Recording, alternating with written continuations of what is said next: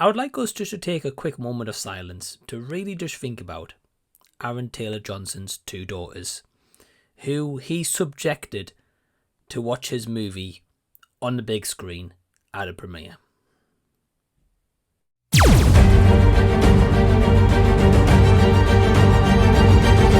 Hey guys, welcome to the channel. Thank you so much for sparing your own time out to check out my thoughts on Kraven the Hunter that I've just gotten back from seeing at the cinema tonight, well, as I'm recording this review. I took a trip out to the cinema and wanted to drop my thoughts on the latest Sony Spider-Man Universe, Sony Universe movie, Kraven the Hunter, which I've heard apparently might be the last one.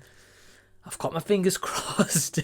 Like, at this point, I've even got my toes crossed because this, unfortunately, is an absolute stinker. Now, even as I was walking out of this, there was three guys that were sat in the row in front of me.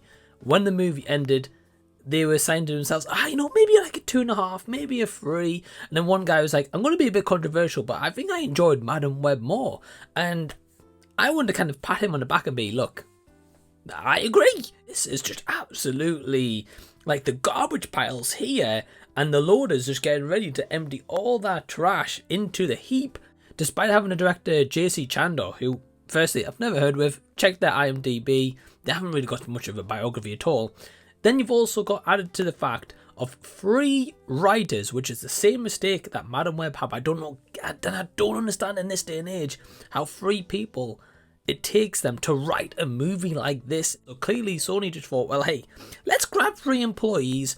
Maybe let's grab 3 that we can maybe get fired, right? Alessandro Nivola plays Alexei, also known as the Rhino.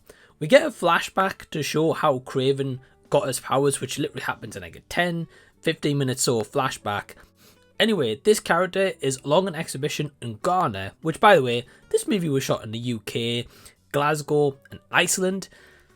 But yeah, it's in Ghana, it's in London, it's in northern Russia, it's all over the place, but in most part not in the places where they actually shot the movie, except from the scenes in London, right? So I really don't get what was going on there to start with. Once there, and once they're on this kind of forest exhibition, he has an idea for, to Russell Crowe's character called Nikolai. He's like, let's work together, we'll be really, really powerful. He says no.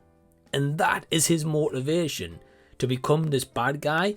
And then we learn through dialogue exposition of how he got his powers to be the Rhino. The closest we get to a Spider-Man universe this movie actually links into is the Daily Bugle. It's almost as if Sony, in a way, right, they listen to feedback of fans. They're like, look, we want these movies to be a bit more violent. We want them to be a bit more gory and bloody. And, we want to be entertained in these elements. So Sony were like, well, hold on.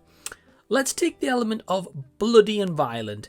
Let's put that here, right? So I'll give the movie props. At least it actually had a 15 age rating, and it did have some blood splatter. But the issue is with all of that is there's not a good story behind it to make the violence element cool. Like, say, like a Deadpool Wolverine, when Deadpool's beating up all the enemies, it's fun. You're having a great time. This doesn't give you those same feelings. Then if you add on top of this, the dialogues delivered by our characters is very wooden. I mean, I could have a better conversation with my curtain and ask it about the different shades of grey that it is, and I'd have better dialogue.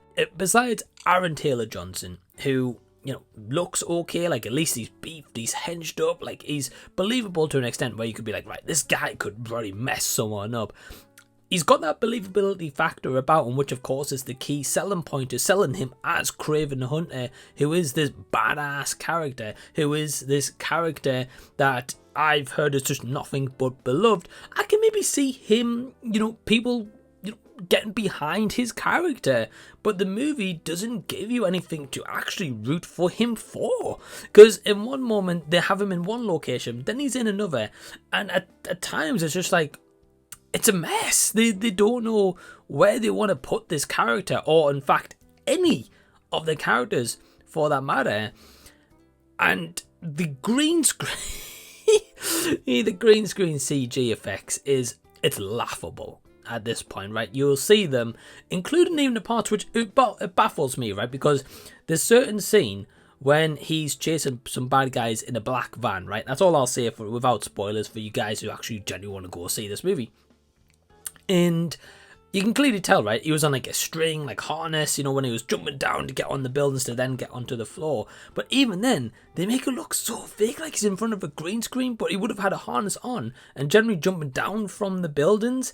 And they try like speed up the scene footage to make it look like it's like super lightning quick, and that moments are happening so quick, but then it looks so fake and it's like out of placement of what the actual background really is. Then you also have the issue with the ADR when people are speaking but then the lines aren't coming out of their mouth correctly, or maybe it's just, you can tell it's been over recorded, especially one scene where Kraven and Calypso are out of like a little jet hangar and it's super loud, and you can tell they re-recorded the audio to fit in there, and it just didn't really completely fit. And by the end of it, it just left me absolutely baffled, as into I wanted to at least give this a chance, and by the end of it I didn't care about a single character, including Kraven himself. This movie gives you nothing to root for, it gives you nothing to care about. Russell Crowe at this point, I mean, my friend Ryan said this, and I agree,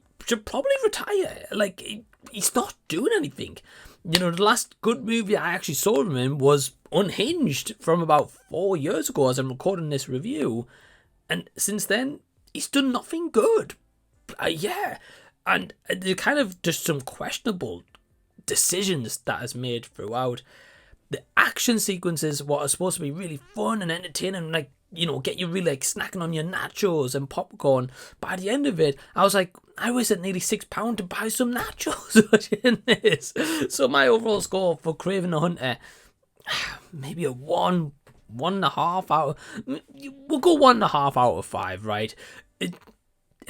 And that's just me feeling kind. I hope you guys have enjoyed this video anyway. I really do appreciate your support. If you would like to support the channel even further, I do have a Patreon. You can sign up today by clicking the link down below in the description box and join from only £2 per month. Big thanks to all these awesome legends who are part of Patreon. Now, in the meantime, if you haven't seen these videos of mine, well, hey, click over here, have a bit of a deep dive. Till next time that I see you guys, I'll be seeing you later.